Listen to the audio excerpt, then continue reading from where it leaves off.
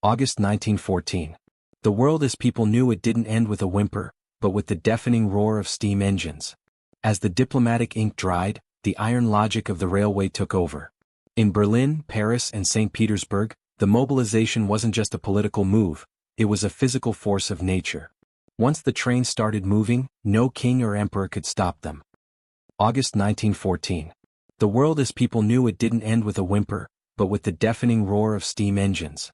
As the diplomatic ink dried, the iron logic of the railway took over. In Berlin, Paris, and St. Petersburg, the mobilization wasn't just a political move, it was a physical force of nature. Once the trains started moving, no king or emperor could stop them. On the morning of August 4th, the first German boots stepped onto Belgian soil near Liège. They weren't just crossing a border, they were tearing up the international rulebook. The Great War had ceased to be a threat. It was now a reality written in blood and grey uniforms. The Germans expected Belgium to be a paper tiger. They were wrong. The resistance at Liège was fierce, but the German response was brutal. This is the moment where the war lost its chivalry. Reports of burning libraries in Louvain and the execution of civilians began to flood the global press. This wasn't the war the young men had volunteered for. They thought of colorful uniforms and cavalry charges. Instead, they found Big Bertha, a monster of a gun that could level forts from miles away. The psychological shock was immense.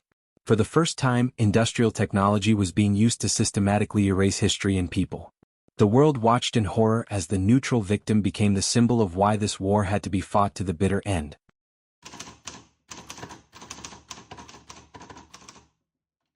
While Belgium burned, the French were executing Plan 17. Their philosophy was Elan, the spirit of the attack. In the Battle of the Frontiers, French soldiers in bright red trousers and blue coats charged into the 20th century.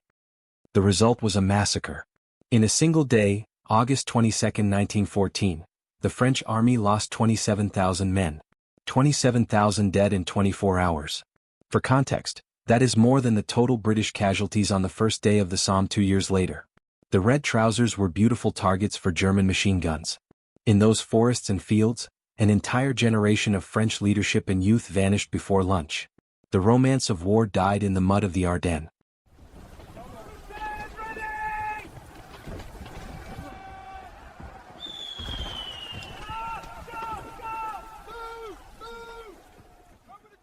By early September, the German Grey Tide was so close to Paris that the French government fled to Bordeaux.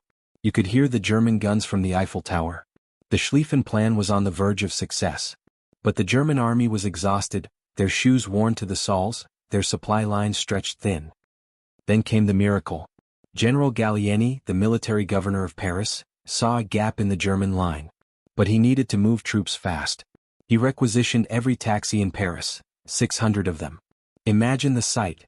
Thousands of soldiers crammed into civilian cabs, driving toward the front to save their capital. The Battle of the Marne began. It was a chaotic, desperate struggle that finally pushed the Germans back. The dream of a quick victory was over. The race to the sea had begun. By the end of September 1914, the lines had stopped moving. From the Swiss border to the North Sea, a new kind of scar appeared on the face of the earth, the trench. Both sides, exhausted and unable to move forward, began to dig. They didn't know it yet, but they wouldn't leave those holes for 4 years. The war of movement was dead. The war of attrition had begun. In just 2 months, the world had sacrificed millions for a few miles of dirt. The lambs were still being led to the slaughter, but now they were doing it in the dark, under the rain, in a world that would never be whole again. Join us next time as we descend into the underworld of the trenches. I'm your host. And this is History Vault. Uncertain, fragile, and irreversible. Goodbye.